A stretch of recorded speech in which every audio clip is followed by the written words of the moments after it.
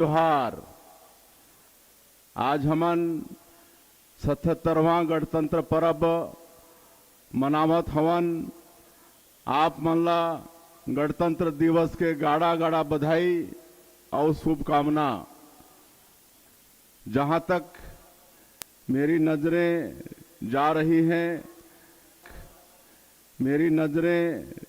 रही हैं, हर तरफ तिरंगे की शान दिख रही है।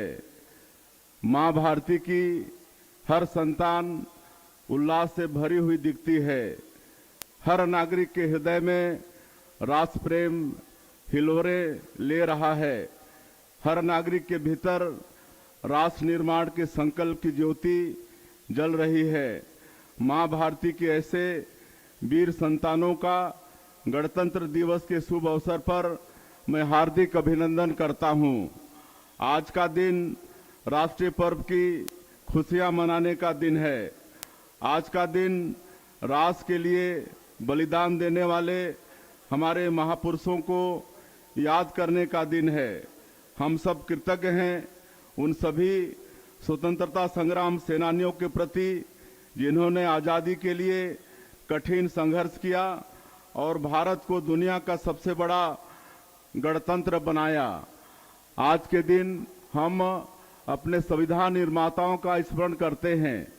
बाबा साहेब डॉक्टर भीमराव अंबेडकर द्वारा बनाया गया हमारा संविधान बाबा गुरु घासीदास जी द्वारा दिए गए मनखे मनखे एक समान के संदेश को आत्मसात करने की प्रेरणा देता है। भारतीय परंपरा में तुलसीदास और कबीरदास जैसे महान संतों ने राज व्यवस्था में अभिव्यक्ति की स्वतंत्रता को सबसे ऊपर रखा था। हमारा संविधान हर नागरिक को इसका अधिकार प्रदान करता है। भारतीय गणतंत्र ने एक ऐसा खुला समाज बनाया है जिसमें हर नागरिक राष्ट्र के लिए अपने विचार रख सकता है। आज के दिन देश के सभी नागरिक संविधान द्वारा प्रदत्त इन अधिकारों का उत्सव मनाते हैं। अभी हमने राज्य स्थापना का रजत महोत्सव मनाया है। हमारे पूर्व प्रधानमंत्री भारत रत्न श्रद्धेय अटल बिहारी वाजपेयी जी ने हमें छत्तीसगढ़ राज्य की सौगात दी थी। हमने उनके जन शताब्दी वर्ष को अटल निर्माण वर्ष के रूप में मनाया है। रजत जयंती के मौके पर संविधान के मंदिर हमारे विधानसभा के नए भवन का लोकार्पण यशस्वी प्रधानमंत्री श्री नरेंद्र मोदी जी के हाथों संपन्न हुआ है। हमारी लोकतांत्रिक आस्था का प्रतीक यह भवन सही मायने में छत्तीसगढ़ी अस्मिता का प्रतिनिधित्व करता है।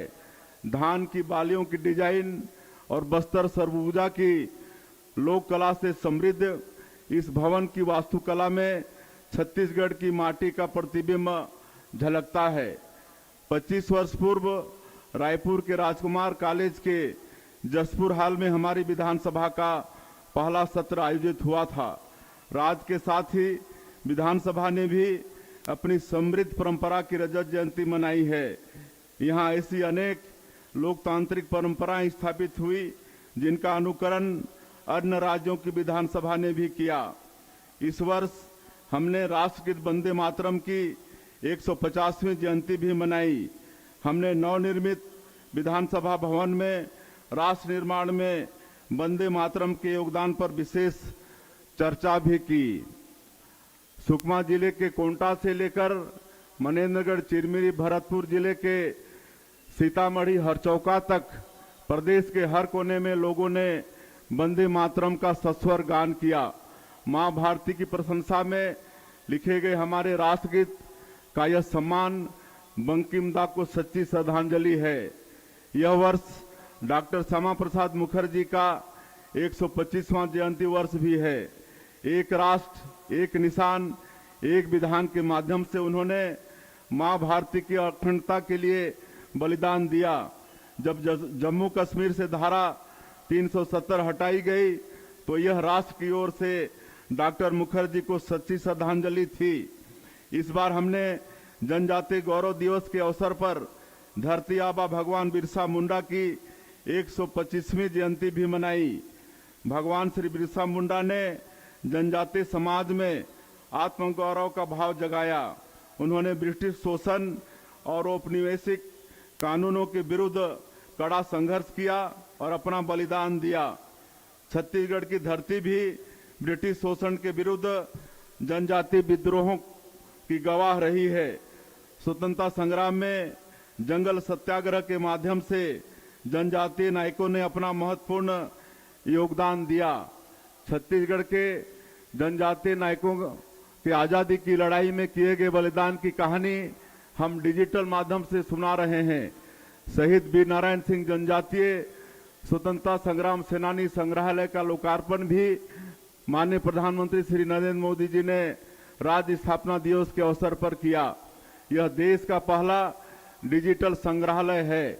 राष्ट्र की अस्मिता के लिए बलिदान देने वाले हमारे जनजातीय नायकों के चरित्र को दिखाने वाला यह म्यूजियम आज की पीढ़ी के लिए तीर्थ स्थल की तरह है। यहाँ बड़ी संख्या में लोग जुड़ते हैं और अपने नायकों के प्रति सदा भाव से भर जाते हैं। शहीदों की चिताओं पर जुड़ेंगे हर बरस मेले, वतन पर मरने वालों का यही बाकी निशा होगा। आज के दिन हम अभिनंदन करते हैं अपने वीर जवानों का, जिन्होंने अपनी जान की बाजी लगाकर अपनी धरती को माओवाद के खतरे से मुक्त करने का बीड़ा उठाया।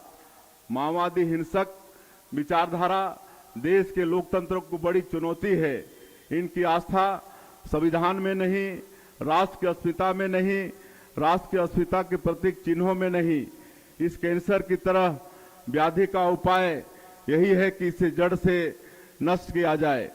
प्रधानमंत्री जी के नेतृत्व में एवं केंद्रीय गृह मंत्री श्री अमित शाह जी के मार्गदर्शन में हमने सुनियोजित रणनीति अपनाकर माओवादियों को चुनौती दी।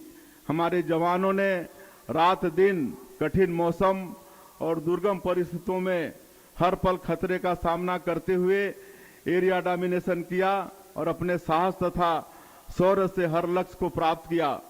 माओवादी हिंसा को समाप्त करने का यह बेहद कठिन लक्ष्य अब पूरा होने को है। इसी साल के मार्च महीने तक हम माओवाद को इस सुंदर धरती से जड़ मुक्त कर देंगे। खुशी की बात यह है कि अनेक लोग जो रास्ता भटक चुके थे वो अब लोकतंत्र की मुख्यधारा में वापस लौट रहे हैं। उन्होंने हथियार रख दिए और अपने हाथों में बाबा साहेब का संविधान थामा। राष्ट्रपिता महात्मा गांधी के देश में यह सबसे सुंदर तस्वीर देखने में आई और इसने संविधान की सत्यमेव जयते की भावना को पुष्ट किया है। कुछ महीनों पहले जब मैं कार्यक्रम में भाग लेने जगदलपुर गया था, वहां मैं बस्तर कैफे गया। वहां आत्मसमर्पित नक्सली महिलाएं अब कैफे संभालती हैं। हिंसा की राह छोड़कर लोगों की सेवा की राह में आने से उनके चेहरे पर जो खुशी मैंने देखी उसे बयां करने के लिए मेरे पास कोई शब्द नहीं है। हर